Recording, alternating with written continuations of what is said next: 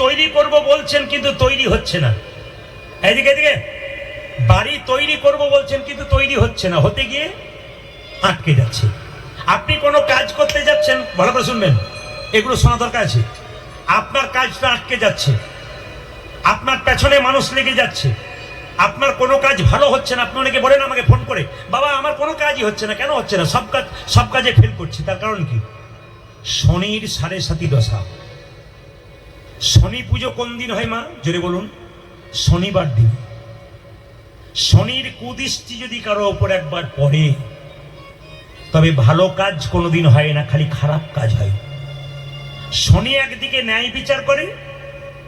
শনি দেবতাকে জানেন মায়েরা? জোরে বলুন। শনি দেবতার নাম শুনেছেন তো? শনি হচ্ছে 9টা গ্রহের মধ্যে একটা গ্রহ। শনি হচ্ছে দেবতাদের মধ্যে একটা দেবতা, তার নাম হচ্ছে শনি দেবতা। ভালো করে শুনবেন। এই শনি দেবতার বাহন কে বলুন তো?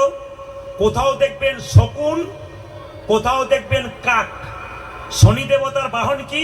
কোথাও শকুন, কোথাও কাক। মায়েরা, শনি দেবতার পুজোতে কি কি লাগে? শনিকে সন্তুষ্ট রাখবেন, আপনার জীবনে শনির কুদৃষ্টি চলে যাবে। যদি আপনার জীবনে এরকম কোনো ঘটনা ঘটছে, হওয়া কাজ হচ্ছে না, হতে গিয়ে হচ্ছে না, আপনি ভালো কিছু করতে যাচ্ছেন, আটকে যাচ্ছেন, আজকে জেনে নিন আমাদের দেবতা শনিদেব, তাকে যদি সন্তুষ্ট করা যায় আমাদের জীবনে কিছু লাভ আছে। আগে শুনে নেবেন। শনিবার দিন যদি আপনারা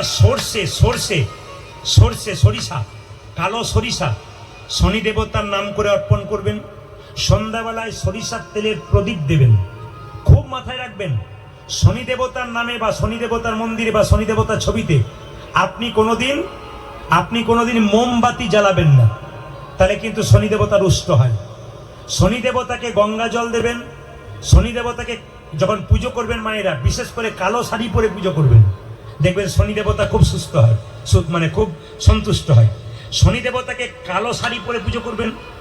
আপনারা বৃহস্পতিবার দিনটা, বাচ্চারা খুব চঞ্চল, আপনারা বৃহস্পতিবার দিনটা মানেন তো? আপনার বৃহস্পতিবার দিনটা মানেন, কিন্তু একটা দিন মানবেন যদি পারেন, শনির দশা কোনদিন আপনাকে শনির কুদৃষ্টি থাকবে না। শনিবার দিন যদি নিরামিষ খেতে পারেন তাহলে আপনার সবচাইতে ভালো। এইবার বলে দিই, শনিবার দিন আর একটা কাজ করলে আপনার শনির দশা চিরকাল ঘুচে যাবে। এখনই বলে দেবো।